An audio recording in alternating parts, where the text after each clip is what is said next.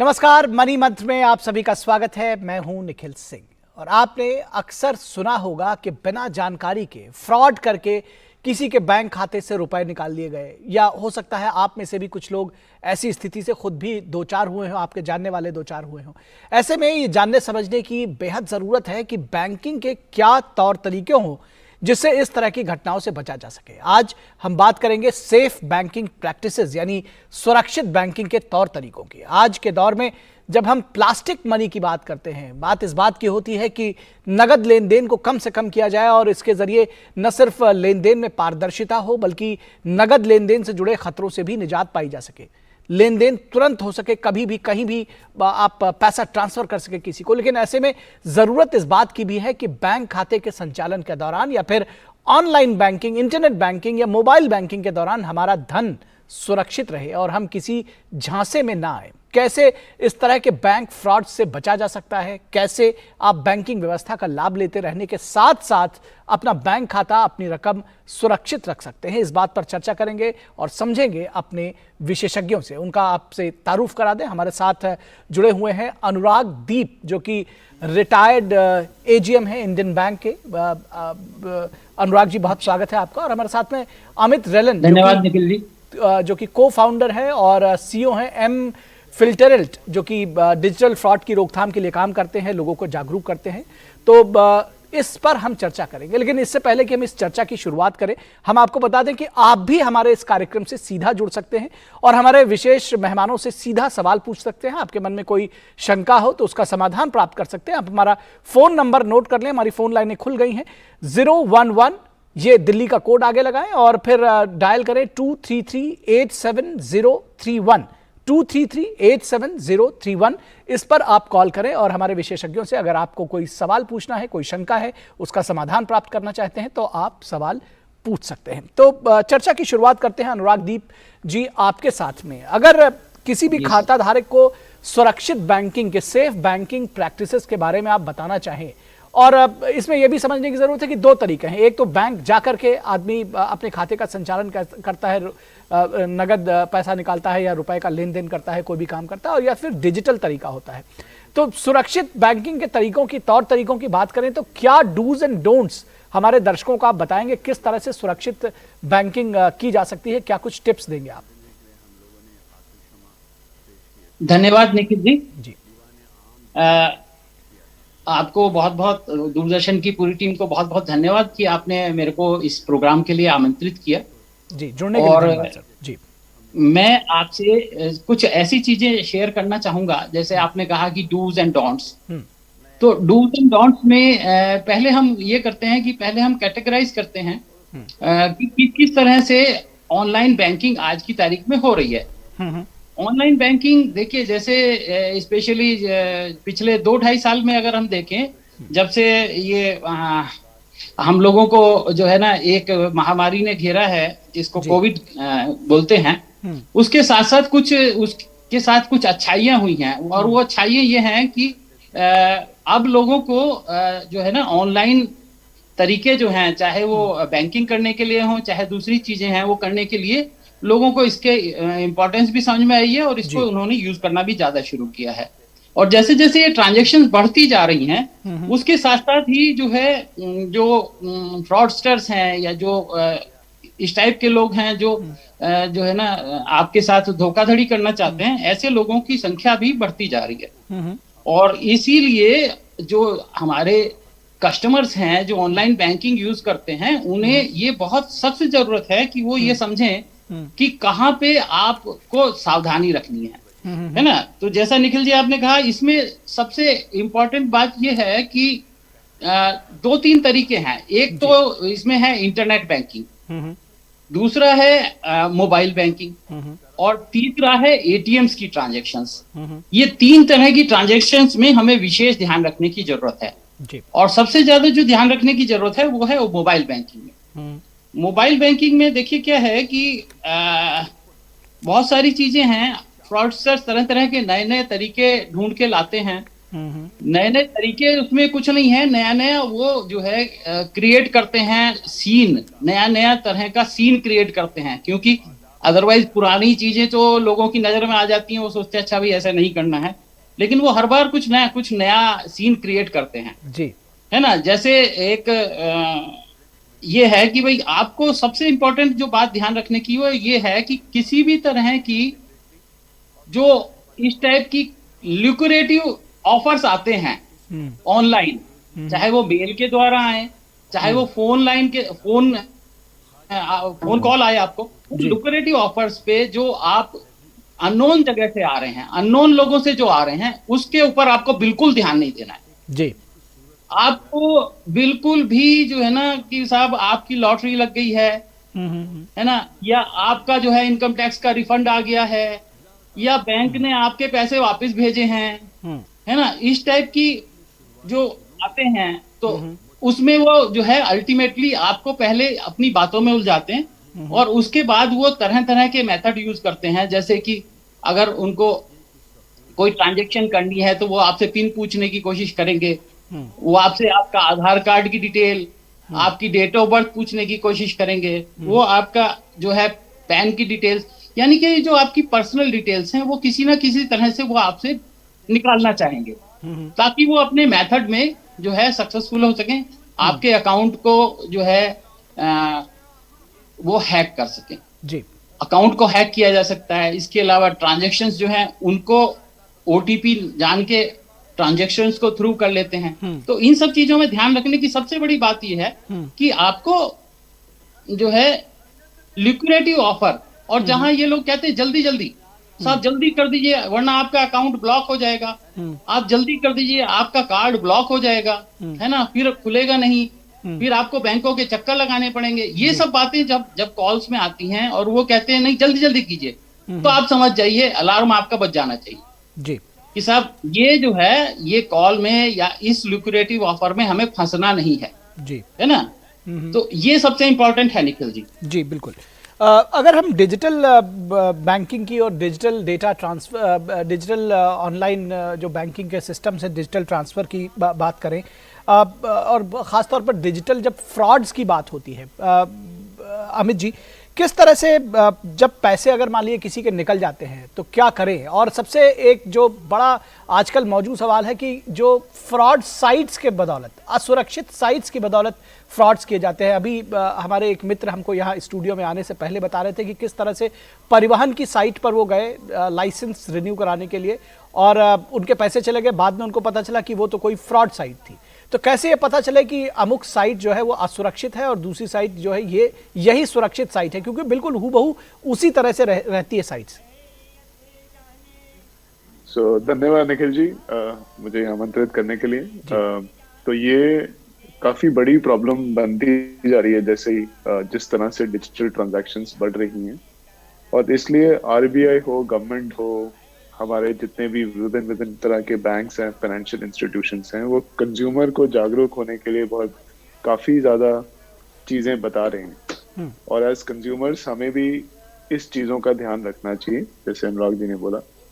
तो जिस तरह के ये फ्रॉड्स होते हैं, जैसे आपने बताया लोकलाइक वेबसाइट्स की आपने बात करी कि आप एक परिवहन वेबसाइट पे गए और आपको लगा कि ये तो आरटीए की साइट है, तो हमें बेसिक चीजें हमें पता होनी चाहिए, हमें थोड़ा रिसर्च करना चाहिए कि इस वेबसाइट का हूबहू नाम क्या है। जैसे अगर गवर्नमेंट की साइट होगी, government.in होता है, ORG होते हैं, गवर्नमेंट की बेसिक साइट्स की इंफॉर्मेशन डिफरेंट मिनिस्ट्री के पोर्टल्स पे होती है।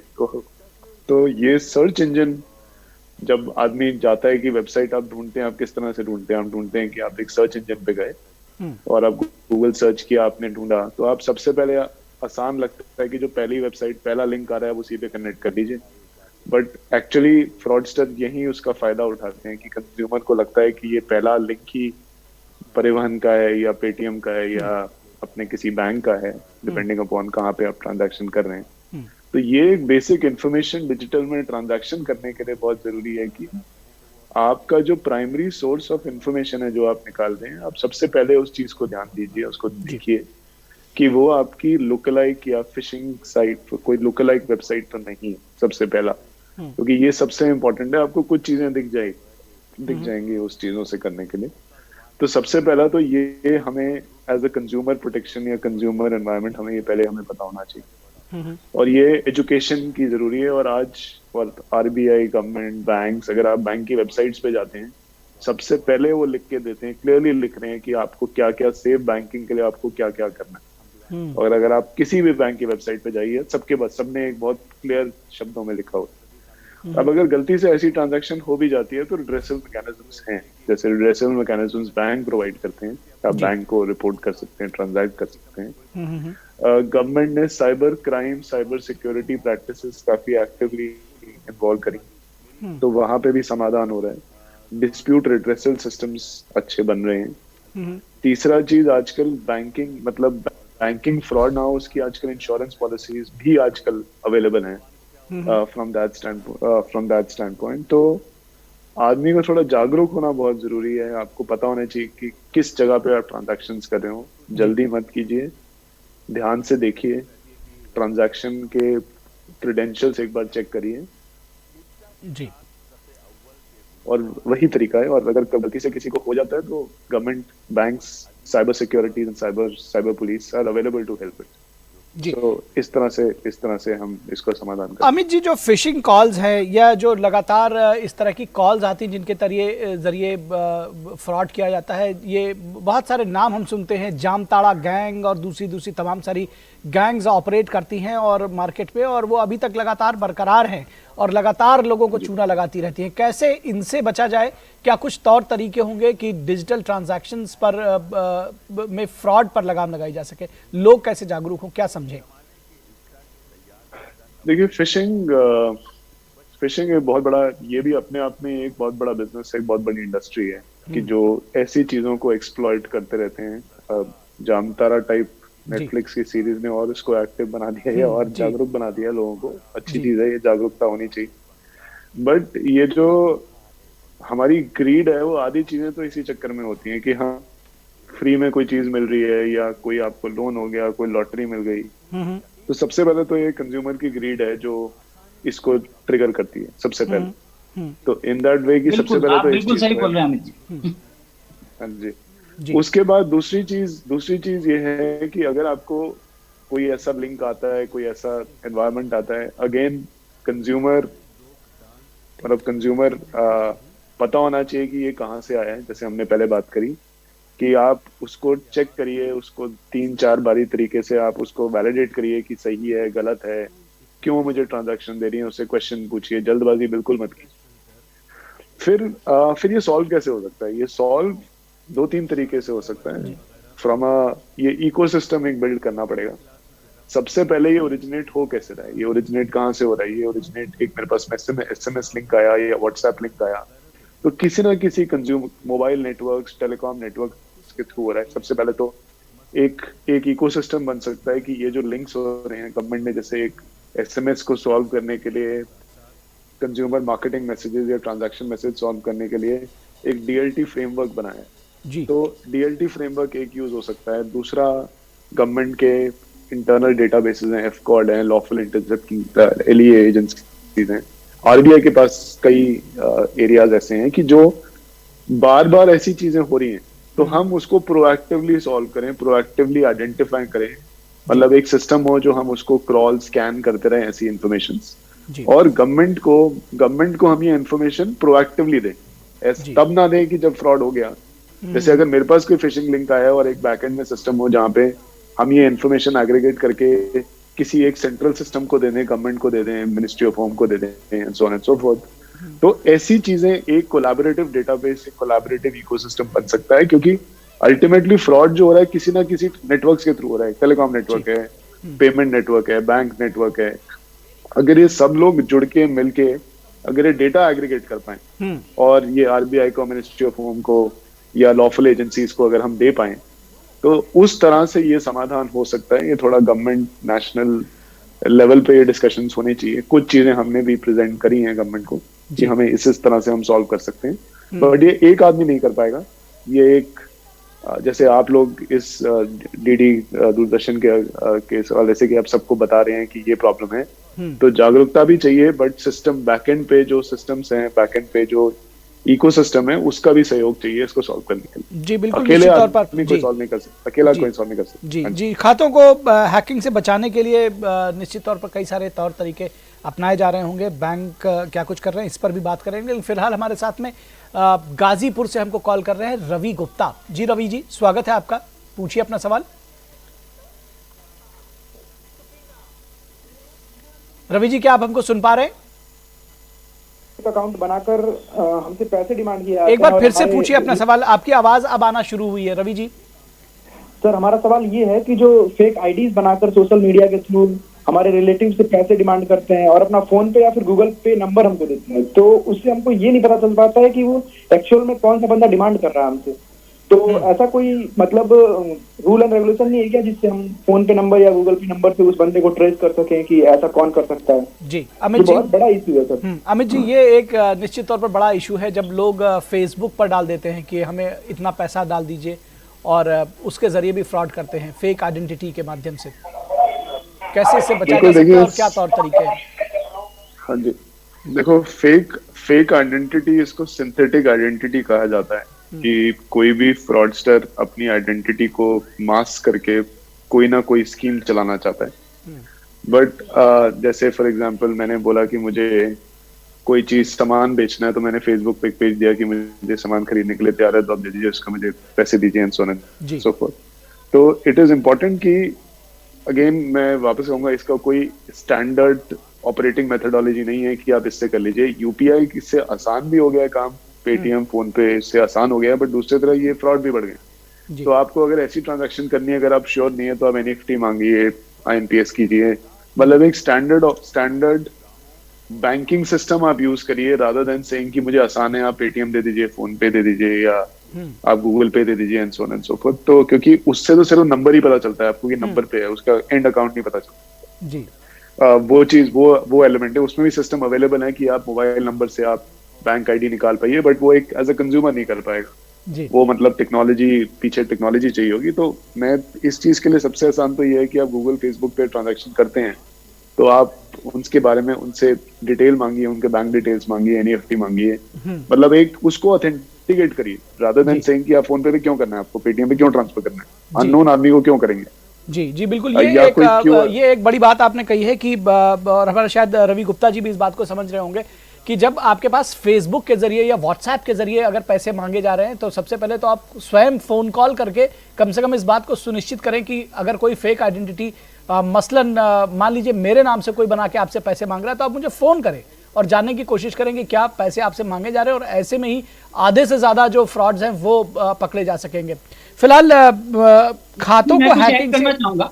जी जी जी जी जी जी अनुराग जी देखिए, इसमें जो मैंने पहले भी पॉइंट आउट किया था, इस टाइप के जो भी फ्रॉड्स होते हैं, जो स्पेशली यूपीआई फ्रॉड्स हैं जी, उसमें फ्रॉडस्टर क्या कहता है कि आप इसको जल्दी कीजिए, इसको आप तुरंत कीजिए, वरना मेरे पैसे के बिना जो है ना मेरा हॉस्पिटलाइजेशन नहीं हो पा रहा और मेरा कुछ भी, मतलब वो ऐसा बहाना बनाएगा जिसमें वो ये कहेगा कि साहब मेरे को बहुत अर्जेंसी है, तुरंत पैसा दीजिए। लेकिन आप उसकी बातों में नहीं आना है जब तक आप उसे प्रॉपरली जानते नहीं है, ठीक है ना। दूसरा एक और वो करते हैं कि साहब ऐसा है कि मैंने जो है ना आपने एक एडवर्टीजमेंट निकाला था, उसमें आपने मकान किराए पे देने की बात की थी और वो मकान मेरे को जो है मैं देखना भी नहीं चाहता, मेरे को पसंद आ गया, है ना। मैं आपको जो है ना ये पैसे भेजना चाह रहा हूँ और ये देखिए मैंने आपको 500 रुपए भेज दिए हैं, काइंडली कंफर्म कीजिए मिल गया कि नहीं मिल गया। वो एक्चुअली आपको 500 रुपए भेज देता है। हाँ। उसके बाद वो कहता है अच्छा ऐसा है, अब मैं 30,000 रुपए और भेज रहा हूँ, आपका रेंट 1 महीने का एडवांस भेज रहा हूँ या 2 महीने का एडवांस भेज रहा हूँ, इसको आप एक्सेप्ट कर लीजिए।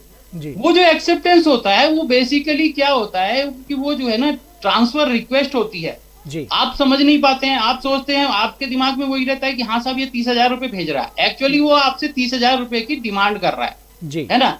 उसको जो है यूपीआई में कहते हैं कि साहब ये जो है आपने पैसा डिमांड किया है, आप जैसे ही उसको एक्सेप्ट करते हैं आपके अकाउंट से 30,000 रुपए निकल जाते हैं जी।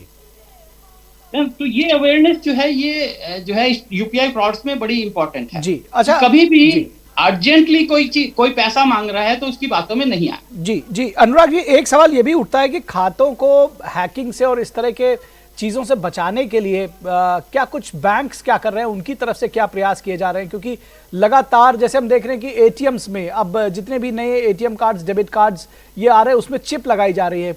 हर बार कहीं ना कहीं एक आधुनिक तकनीक के जरिए चीज़ों को और सेफ करने की कोशिश की जा रही है। हैकिंग से बचाने के लिए इस तरह में और कोई नए कदम उठाए जा रहे हैं? किस तरह से बैंक्स इसको काउंटर करने की कोशिश कर रहे हैं?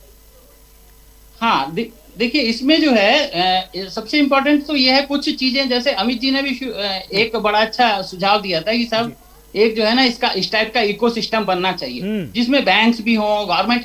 ये तो एक अलग एंगल हो गया कि जो है जो बैंक्स को करना है। बैंक्स में और भी कई सारे रेगुलेशन है गवर्नमेंट की तरफ से, जैसे उनको सॉक इंप्लीमेंट करना है ना, ताकि सारी ट्रांजेक्शन जो अमित जी ने पॉइंट बोला वो बैंक लेवल पे ऑलरेडी हो रहा है। ठीक बात है। सॉक सिस्टम्स हैं जो बैंकों ने बना रखे हैं, यानी कि एक पूरे सिस्टम को एक सिस्टम डेवलप करने की जरूरत है। जितने स्टेक होल्डर्स हैं उसमें सब भागीदार हो, चाहे वो ग्राहकों को भी जागरूक किया जाए, गवर्नमेंट हो और जो बैंकिंग नॉन फाइनेंशियल ऑर्गेनाइजेशंस जो भी लोग हैं उसमें इन्वॉल्व, वो सारे फाइनेंशियल ऑर्गेनाइजेशंस, वो सारे लोग इसमें इन्वॉल्व हो करके और इसको रोकने की कोशिश करें। अमित जी, एक चलन और सामने आ रहा है कि आपको लोग मैसेजेस के जरिए या व्हाट्सएप के जरिए लिंक भेज देते हैं, उसके जरिए ऑफर का होता है या कोई जानकारी होती है, जो एक साधारण सी कोई जानकारी आपको लगती है कि इस लिंक पे जाकर के हम कोई न्यूज़ देख सकते हैं या कोई चीज़ भी देख सकते हैं, लेकिन दरअसल वो एक फ्रॉड का तरीका होता है। कैसे इन लिंक्स को पहचाने कि ये जो है फ्रॉडस्टर के द्वारा आ रहा है और ये सुरक्षित नहीं है? देखिए, ये सब क्लिक बेट की तरह इसको टेक्निकी भाषा में इसको क्लिक बेट कहते हैं कि मतलब आपको एक बेट दी गई है कि आप उस पे कोई एक्टिवेशन करिए, स्पिन अ व्हील, लॉटरी, आपको 20,000 का फोन 5,000 में मिलेगा जी, या and so on and so fourth के आपको ये एलिमेंट्स मिलेंगे। तो ये सब एक बेट है, मतलब एक आपको इस तरह से आपको अट्रैक्ट किया जा रहा है कि आप इस पे ट्रांजैक्शन करिए, ये करिए। तो अगेन सबसे पहले तो मतलब बेसिकली जो चीज पॉसिबल नहीं है, अगर 20,000 की चीज 5,000 में कैसे मिल सकती है, मतलब सबसे पहले तो बेसिक कॉमन सेंस। तो अगेन मैं पहले पॉइंट पे जाता हूँ जो मैंने सबसे पहले में स्टार्ट किया है कि awareness from a consumer stand point ये बहुत जरूरी है। ये सब ट्रांजैक्शंस, ये लिंक, जैसे अगर मुझे कोई लिंक आता है, सपोज अमेजोन का लिंक आता है या पेटीएम का लिंक आता है या फ्लिपकार्ट का लिंक आता है या किसी बैंक का आता है कि कोई ट्रांजैक्ट करने के लिए, सबसे पहले आप वो वाले ऑफर को फ्लिपकार्ट की वेबसाइट पे जाके चेक करिए या उस पर्टिकुलर वेबसाइट पे चेक करिए। अगर किसी ऐसे ब्रांड का आपके पास लिंक आ रहा है और किसी फ्रॉडस्टर का लिंक आ रहा है और ऐसी चीजें आ रही हैं कि जैसे सोशल मीडिया में जैसे एग्जांपल आया, तो आपको इसका कोई शॉर्टकट नहीं है। कंज्यूमर को पता होना चाहिए कि मैं किस तरफ से जा रहा हूँ और उसको जागरूक बनाना ही एक सोल्यूशन है, इसका कोई सिंपल तोड़ नहीं है।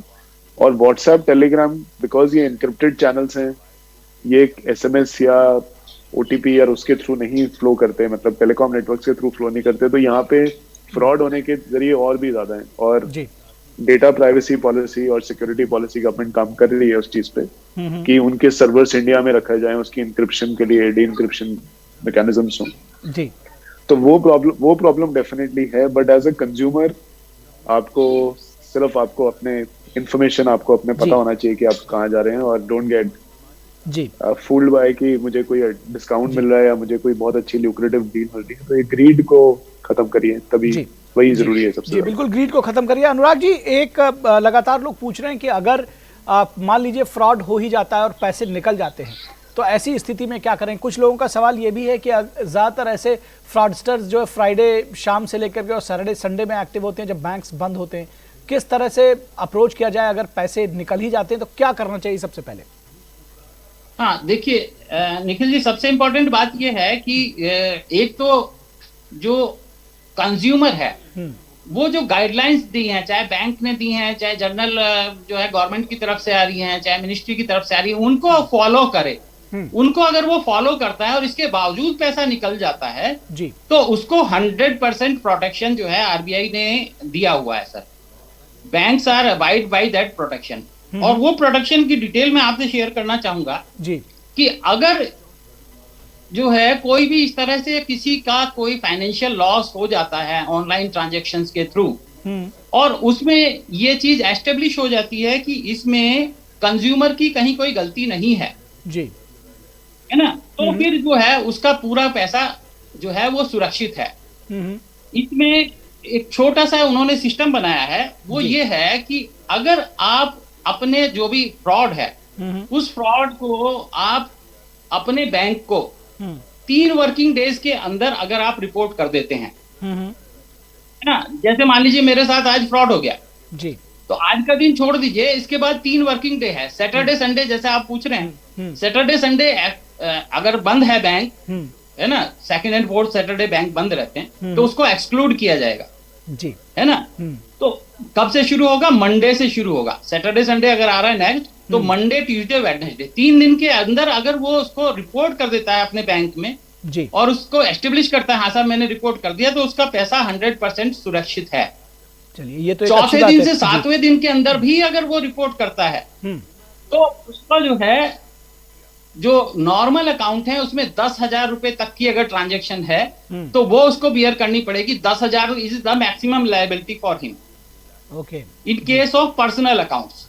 जी जी जी जी जी, एक आपने अच्छी बात अकाउंट बताई। हैं जो गरीबों के लिए अकाउंट जो गवर्नमेंट ने शुरू किए हैं, उसमें तो 5,000 ही है वो लिमिट, जी, है ना, और कंपनीज के लिए ये लिमिट 25,000 है। यानी कि इंडिविजुअल्स की केस ही को ही अगर हम डिस्कस करें तो मैक्सिमम जो लायबिलिटी है, अगर वो 3 दिन में रिपोर्ट नहीं कर पाया, चौथे 5वें 6ठे 7वें दिन में अगर रिपोर्ट करता है जी, तो उसकी मैक्सिमम लायबिलिटी 10,000 रुपए है। उससे ज्यादा का फ्रॉड होगा तो उसको बैंक बियर करे।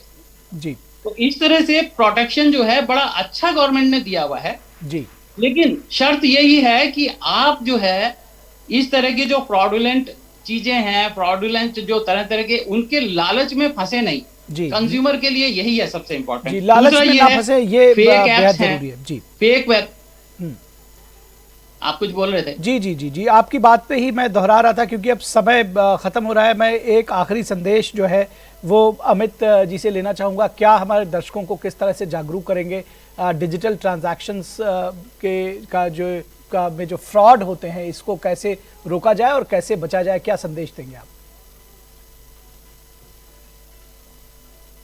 मैं संदेश ये देना चाहूंगा कि जागरूक रहें, इन बेसिक चीजें, बेसिक कॉमन सेंस, ग्रीड और लालच की तरफ कोई भी चीज 20,000 की चीज 2,000 5,000 में नहीं मिल सकती। और जो भी बैंकिंग और गवर्नमेंट की क्लियर जो उनके डूज डोंट हैं उसको पढ़िए। जी, SMS आता है, व्हाट्सएप आता है, जी, बिल्कुल। अखबारों में आता है। आप प्लीज ये सब चीजें पढ़िए और OTP कभी भी किसी से शेयर मत करिए। कोई तरीका, कोई आपसे OTP नहीं मांग सकता, ना मांगता है। ये बेसिक चीजें आप चेक करिए तो, और उससे आपकी ट्रांजैक्शन डिजिटल ट्रांस सेफ होंगी और ये इकोसिस्टम बढ़ता ही रहेगा। और इस इज बेटर कि हम जितना जल्दी इसको अडॉप्ट कर पाए।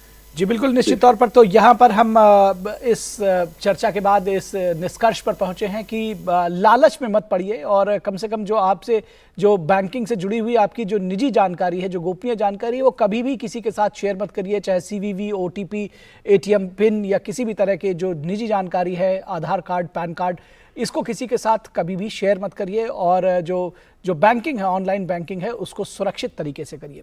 तो आज के हमारे इस कार्यक्रम में बस इतना ही रहेगा। अनुराग दीप जी, आपका बहुत शुक्रिया हमारे साथ जुड़ने के लिए। अमित रिलन जी, आपका भी शुक्रिया, आप हमारे साथ जुड़े और तमाम सवालों का आपने जवाब दिया। तो सुरक्षित बैंकिंग करिए, अपने पैसे को, अपने धन को सुरक्षित रहिए। ऑनलाइन ट्रांजैक्शन जरूर करिए लेकिन सुरक्षित तरीके से। मनी मंत्रा के आज के इस अंक में बस इतना ही। हमारी पूरी टीम को दीजिए इजाजत। नमस्कार।